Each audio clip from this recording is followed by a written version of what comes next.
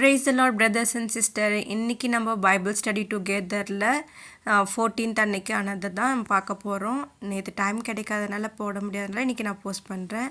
இன்றைக்கி நம்ம பார்க்க போகிற அதிகாரங்கள் ஜெனசிஸில் அதிகாரம் 41லேருந்து 44 வரைக்கும் பார்க்க போகிறோம். இப்போ நம்ம அதிகாரம் 41 பற்றி பார்த்துக்கலாம். அது என்ன சொல்லுது அப்படின்றதையும் நம்ம தெரிஞ்சுக்கலாம் வாங்க. இதில் என்ன சொல்லியிருக்காங்கன்னா, ஜோசப் கனவுகளின் அர்த்தத்தை வெளிப்படுத்துகிறார்.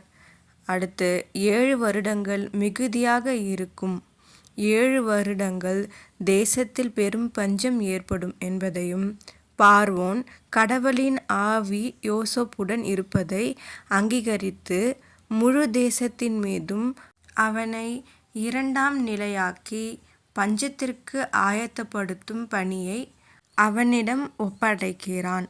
இதுதான் இந்த அதிகாரம் 41ல் சொல்லப்படுது. இப்போது நம்ம அதிகாரம் 42 என்ன சொல்லுதுன்னு பார்க்கலாம். நான் சொல்கிறது எல்லாமே ரொம்ப மெயின் இம்பார்ட்டண்ட் பாயிண்ட்டு தான் மட்டும்தான் நான் ரொம்ப ஷார்ட்டாக சொல்கிறேன்.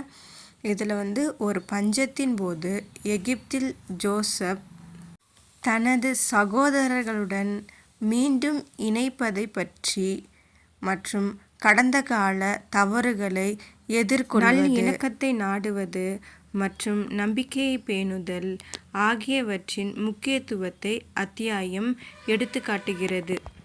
எஸ் பிரதர்ஸ் அண்ட் சிஸ்டர், அதிகாரம் 41ல் பஞ்சம், பார்வோனின் கனவு அப்படின்ற விஷயங்கள் நடந்தாலும் 42வது அதிகாரத்தில் சந்தோஷமான விஷயங்கள், அதாவது ஜோசப் தனது சகோதரர்களுடன் சேருவது, இந்த மாதிரியான ஹாப்பியான விஷயங்கள் அதிகாரம் 42ல் நடந்திருக்குது.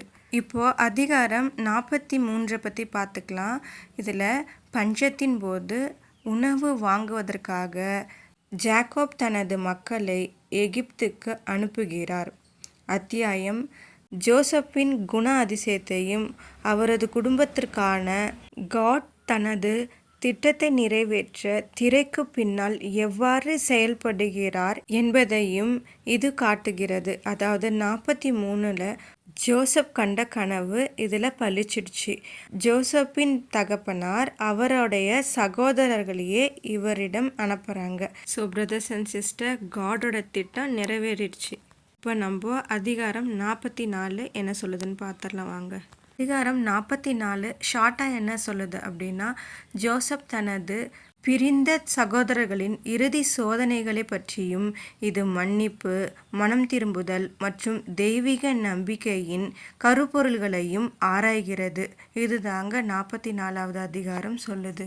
அதிகாரம் 40லேருந்து 44 வரைக்கும் ரொம்பவும் இன்ட்ரெஸ்டிங்காக இருந்தது இல்லை? எனக்கு ரொம்பவும் இந்த அதிகாரங்கள் ரொம்பவும் நல்லா புரிஞ்சுது. உங்களுக்கு புரிஞ்சுதா? நான் சொன்னதெல்லாம் உங்களுக்கு யூஸ்ஃபுல்லாக இருக்கான்னு எனக்கு கமெண்ட் பண்ணுங்கள். ஓகே, நம்ம ஜெபம் பண்ணி இந்த வீடியோவை முடிச்சுக்கலாம். அப்பா பிதாவே, உமக்கு ஸ்தோத்திரம். எப்படி ஜோசப்பை நீங்கள் வழி நடத்துனீங்களோ, அவருக்கு நீங்கள் கொடுத்த ப்ராமிஸை எப்படி ஃபுல்ஃபில் பண்ணீங்களோ, அதுபோல் எங்கள் வாழ்க்கையும் ஆசீர்வதிங்க. ஆமீன். அடுத்த வீடியோவில் பார்க்கலாம். Brothers and sister, subscribe my channel.